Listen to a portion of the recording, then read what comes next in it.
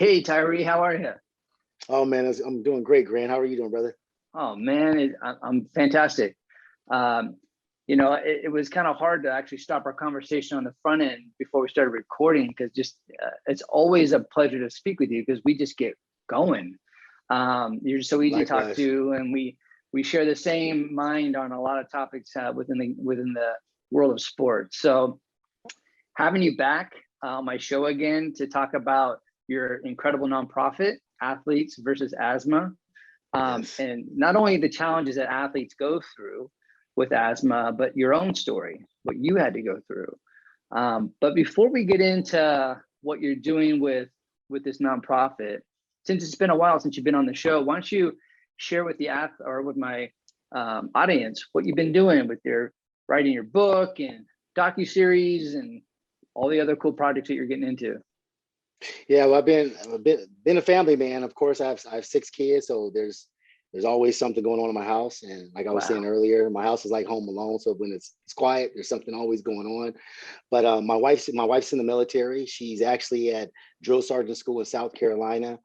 We're going to be actually moving within about a couple months to Fort Jackson, uh, where she'll be doing her drill sergeant duties. And but in the meantime, before that, I've been writing I wrote my book. I wrote Against All Odds, which is it's a to me, I know I'm biased. It's my story, but it's a great story, and it relates to everybody because everybody's going through something in life, and they're always trying to overcome it. And I have a really good friend that he's a New York bestseller author, and he said he just didn't want to read another book where that there's nothing he could take away from it. So when you go buy my book, and it's on Amazon, Barnes and Noble, remember it's Against All Odds. In the back of my book, when you finish reading it, I have Tyree's top 10 takeaways for success that are really great for everybody. So there's something that you can take away from my book. I've been working on my documentary, movie / TV drama series for over a year now with my producers out in Los Angeles. And there's so many great things, so many different things that happen in my life that I'm going to be able to share with the world that I was able to overcome. And so we're getting close to signing with the right film company and getting the director.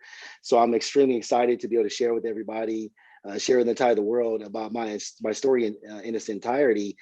There's a lot of things that I didn't put in my book that I'm going to talk about in my documentary and a movie or TV drama series. And when you guys watch it, you guys will understand why I didn't talk about it. So, but other than that, I mean, it's been a great ride. I created my nonprofit, Athletes vs. Asthma, which is great. A lot of people, they're always freaked out when they hear that I have asthma, and I've had it ever since I was a child. But I'm extremely excited to always give back and just being back on the show with you, Grant. I mean, it's just always a pleasure, brother. Oh man, it's gonna be an incredible episode. And why it's gonna be incredible, your energy, because you always bring it. Yeah. Secondly, when you think about like asthma, I mean, I played football for 13 years, and more often than not, I knew of people that had asthma, or they were on my team that had asthma, and it wasn't necessarily always football. It was, I was fortunate to play other sports, track and basketball and baseball and soccer. So growing up, it was always there. Now, it wasn't really prevalent. I didn't have tons of athletes and friends, but always I knew somebody that was going through it.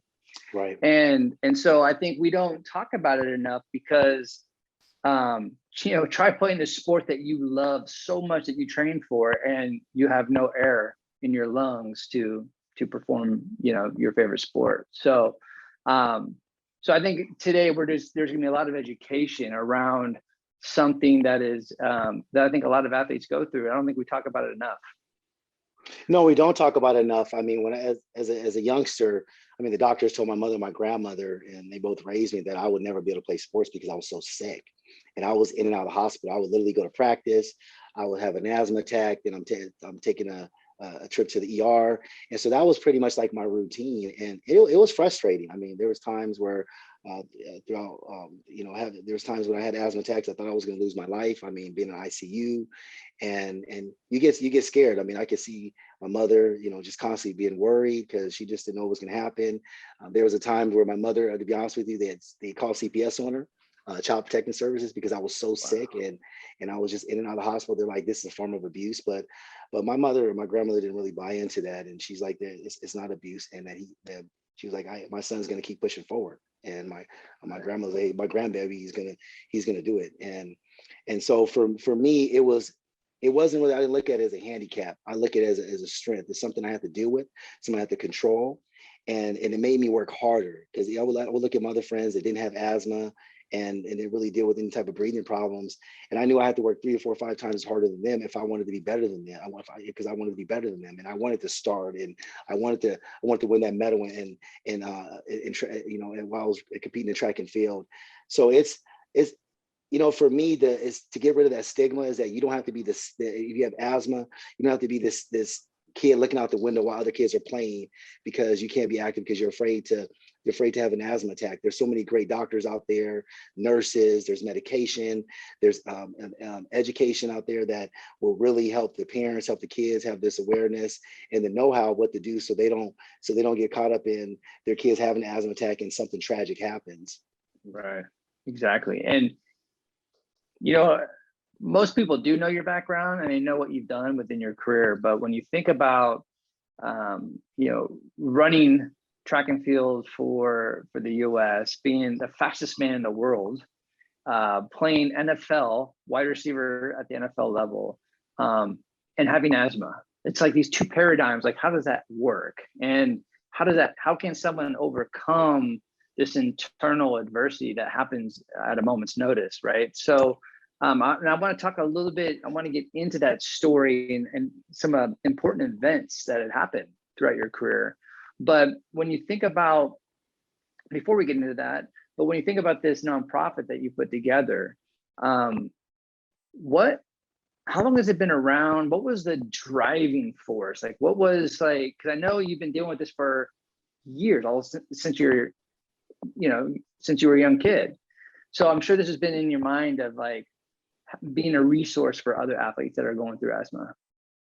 Yeah, when I see kids out there that have asthma, I see myself, and I hear, when I listen to the parents and they're talking about their kids that have asthma, I think about my mother, and it's all the time that she was in the hospital with me, and I'm hooked up to all these machines and getting breathing treatments, and they're trying to give me prednisone and so it can help me breathe better.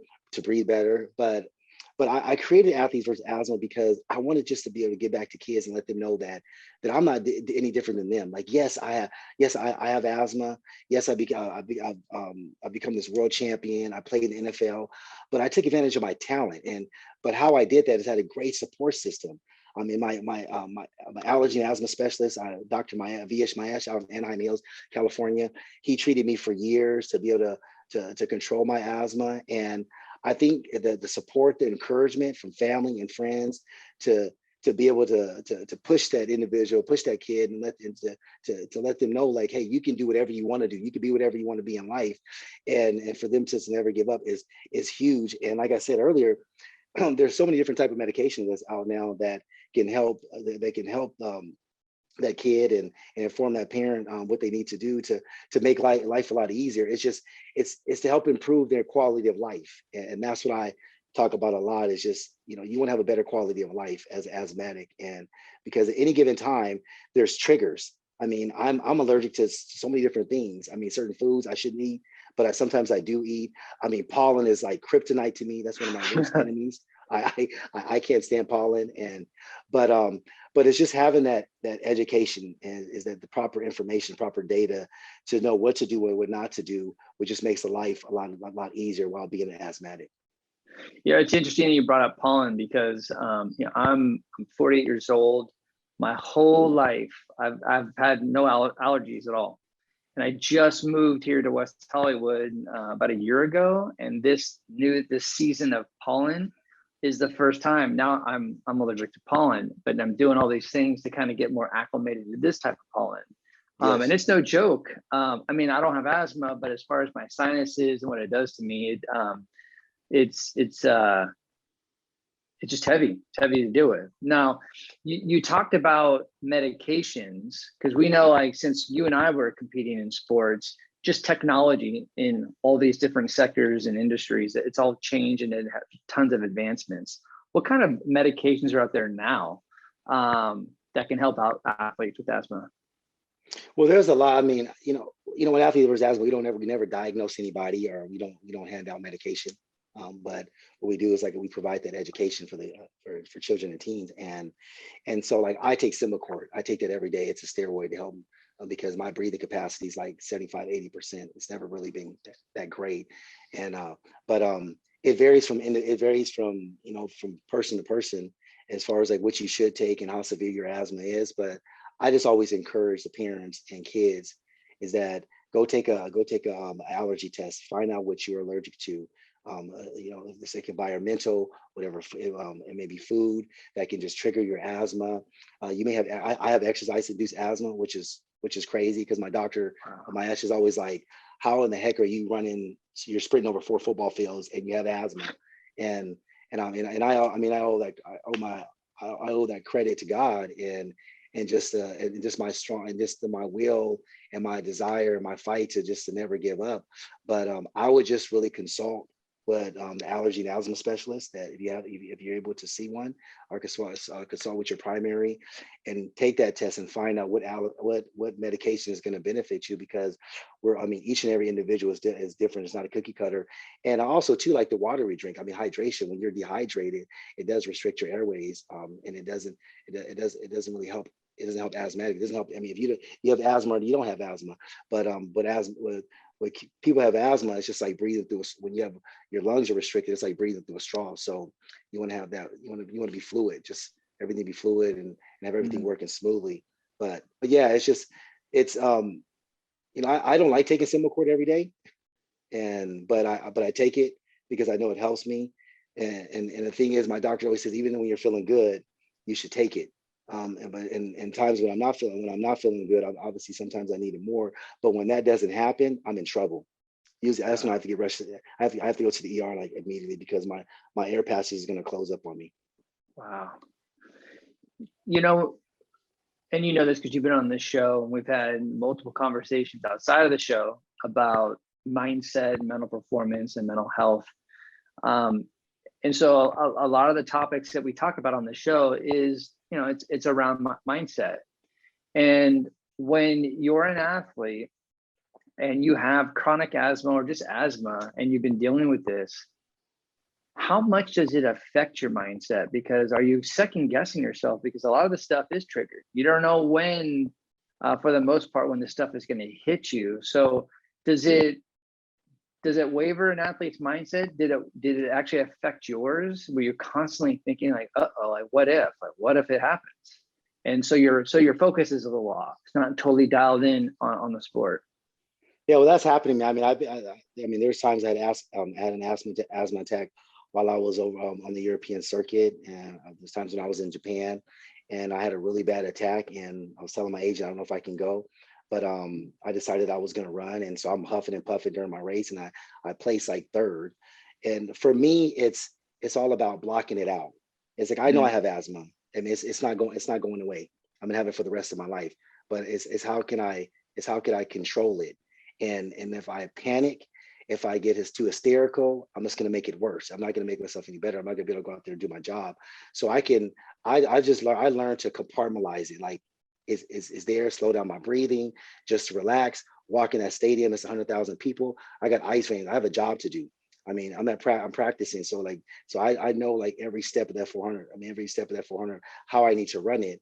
And so for me, it didn't really bother me as much. But when I got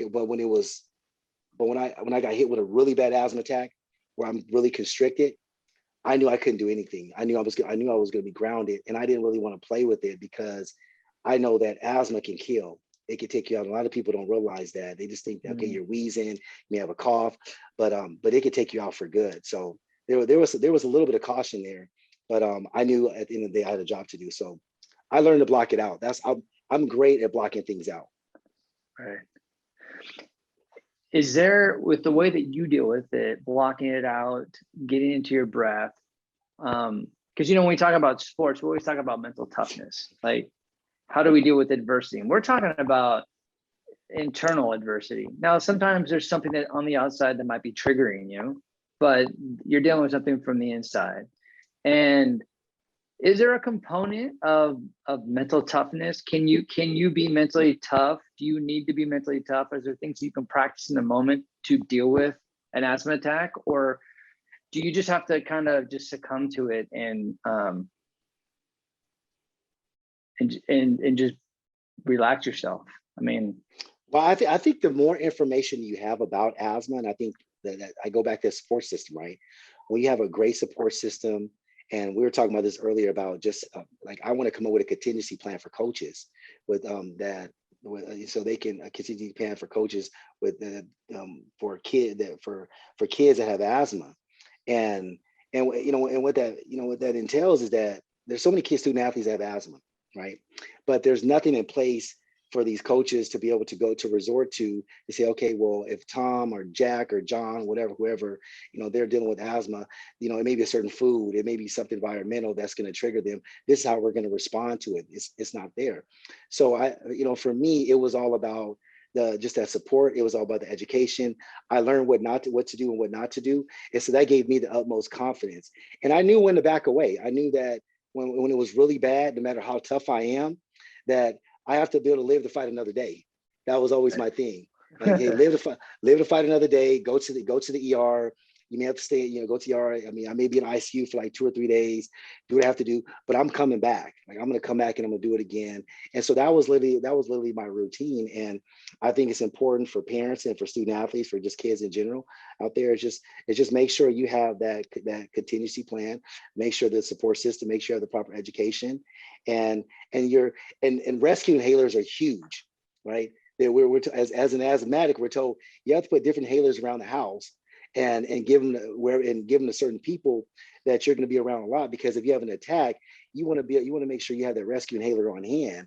Because there was a time where I was in my house by myself and I had an attack. My wife had left, and I was looking all over the place, like in the kitchen for a rescue inhaler. I couldn't find one, so I was crawling on my hands and knees, and I went to a closet, reached into one of my coat pockets, and I found one, and that saved me because I was going to pass out.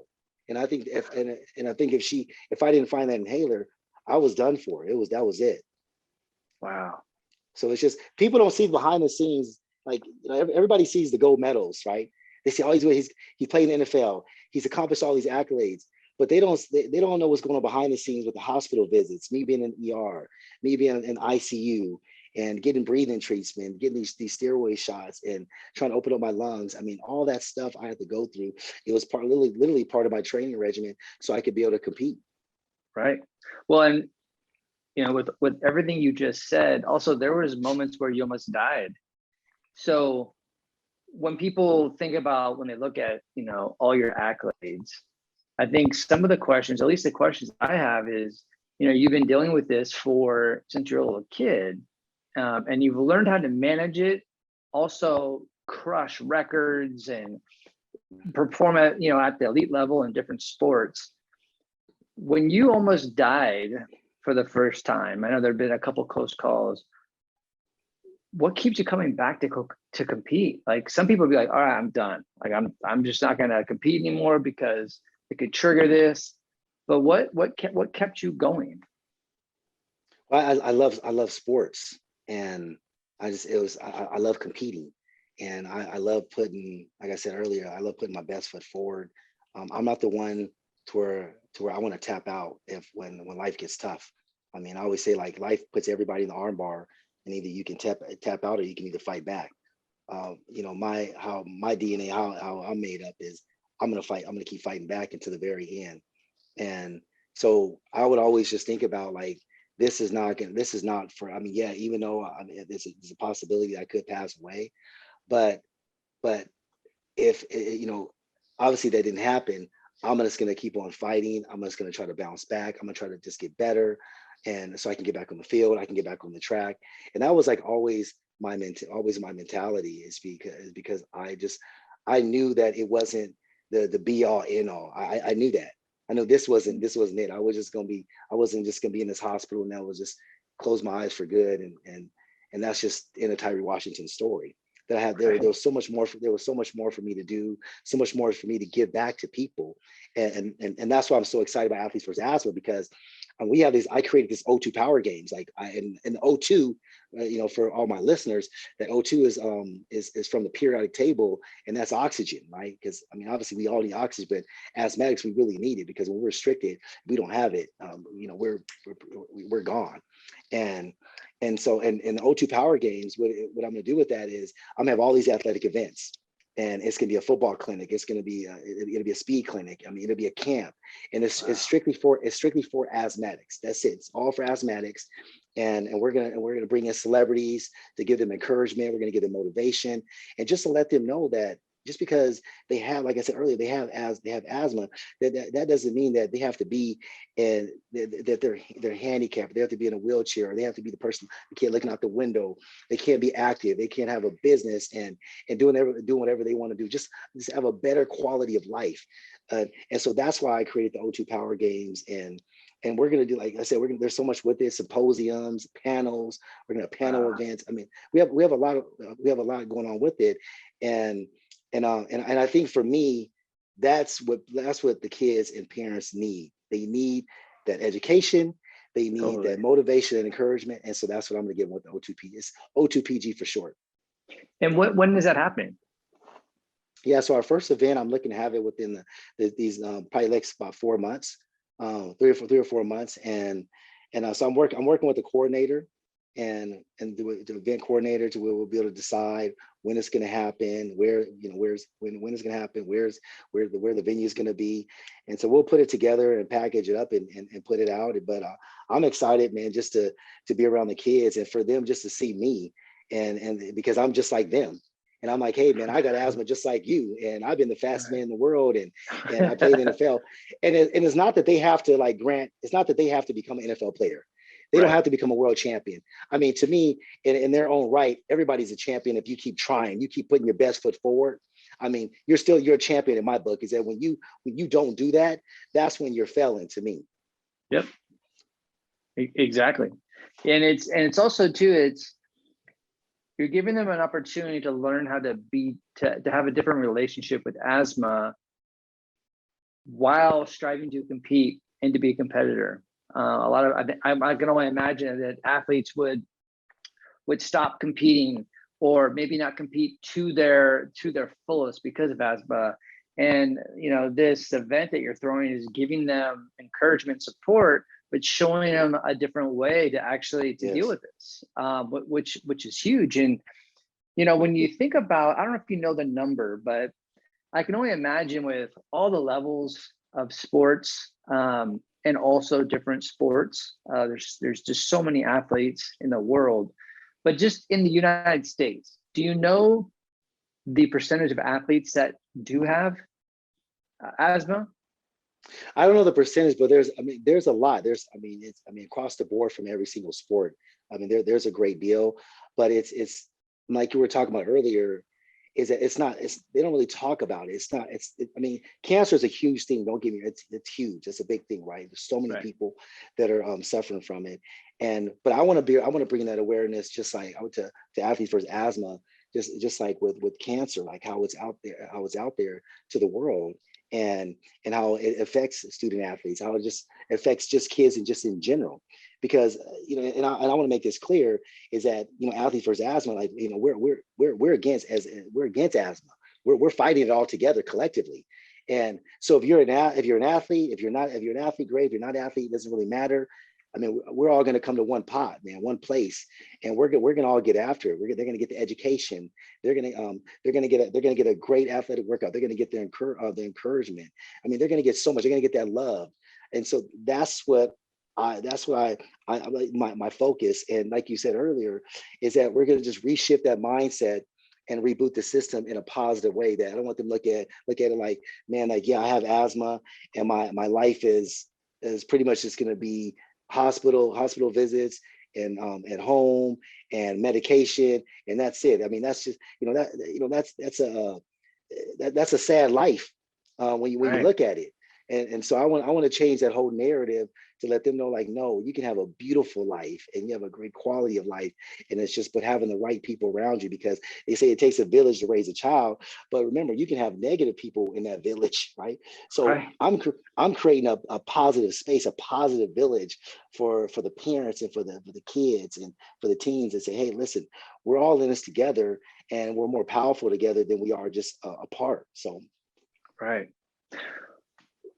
You know, earlier in the show, we were talking about how asthma can affect the athlete individually. Like, you know, how does it affect your mindset, obviously your body physically, your motivation, but how much does it affect your teammates? Because especially like with you playing, you know, you played in a lot of team sports with football and track and field, especially with track and field. Like, so when you're on your 4x1 and you're with Michael Johnson, is he like going, hey dude, are you gonna be okay? Are you gonna, like, do they have those thoughts? Or did you have to deal with any of your you know, teammates kind of second guessing? you that's a great question. I mean, MJ never approached me and asked me if if I was having breathing problems. He knew that when I stepped on the track that I was ready, because I was the Right. type of athlete, I would never step on the track if I wasn't ready. I mean, if it's a track, if it's a football field, if there was a problem, I'm gonna let my teammates know. I'm gonna let my coaches know so we can just deal with it. There could be some intervention. So it was never that my teammates were never worried that Tyree Got it. Washington might not be ready. They knew I was Got gonna it. be ready, Got it. because at that level, it's just there's minimum there's minimum error, and the difference between you can go from from first to dead last. And so I looked at the countries that we're going against. They're not playing around. I mean, Right. listen, they're in it to win it. So, yeah, we were ready. I say my boys, all of us, we were ready. I was ready. What about though, like, you know, in football? I mean, I know in a lot of sports, but like at the NFL level, when they're doing the recruiting, they're scouting, they want to know everything about everything. Yes. So how did you have to deal with, you know, with potential teams, you know, knowing about having asthma? Did that, was that hurt You know, you? Like, it's crazy, that conversation. I was heavily recruited. Heavily recruited in high school for football. A lot of people don't know that. I was an all-state cornerback, signed with University of Oregon, was going to come in as a true freshman. I'm not going to tell you everything. Go read the book. But but they never asked that question. They never said, okay, Tyree, will your asthma affect you on the field? And I mean, how many times you have these flare-ups? They never brought that up. Honestly, Grant, I truly believe that.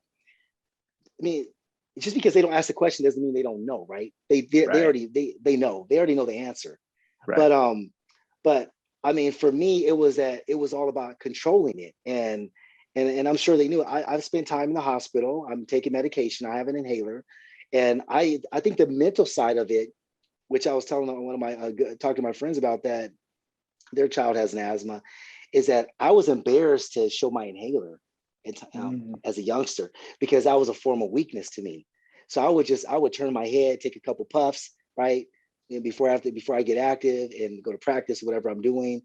And so that played on my mental. Now I'm kind of switching a little bit, yeah, but it played on my mental. So for me, I always thought that, man, if there's always an eye in the sky, coaches are always watching. Somebody's watching you. So I'm pretty sure they saw me taking a couple puffs and going on the field and doing what I have to do. But they looked at my performance, right?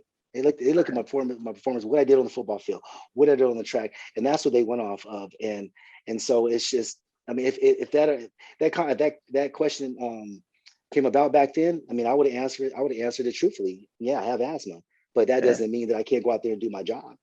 right. Well, you said something really important. I think globally, when you think about athletes, what coaches and scouts and recruiters are looking for is, yeah, they want to look at someone that mentally and physically can play the game. They've got the IQ, the EQ for the game, whatever sport that is. But they're looking at how do you manage adversity, and how well do you take care of yourself in the moment. Yes. And I know that, we're talking about failures, but but I'm also talking about how is this athlete taking care of himself?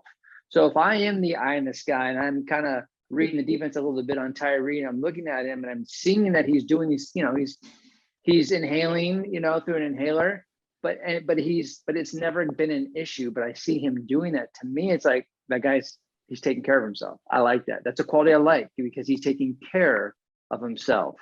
And as well as yeah. Yeah, but Greg, like, I mean, I did the best I could when I was in high school, right? I mean, and as a child, I mean, I come from, I come from a poor background, and my mother, like I said, we were on welfare. That we didn't get. I mean, I didn't get the greatest food.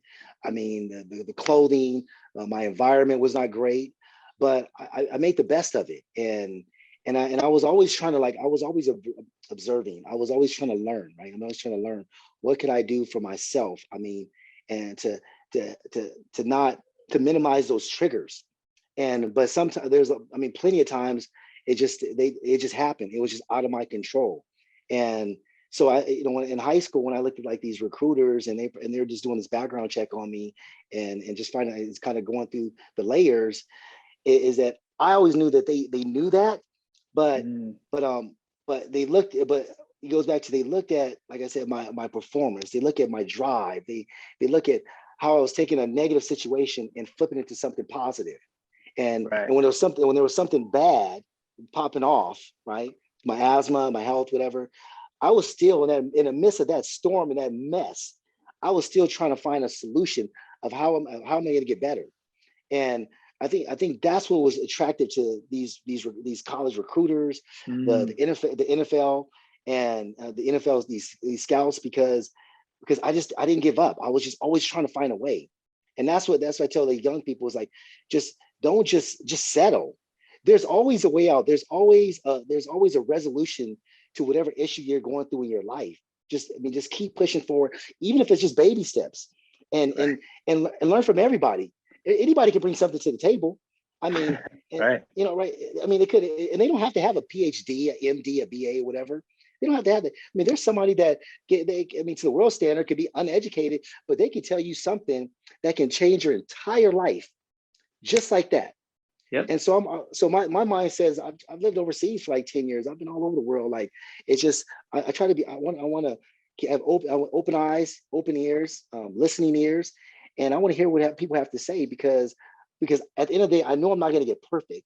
My goal is to get better every single day in every aspect of my life.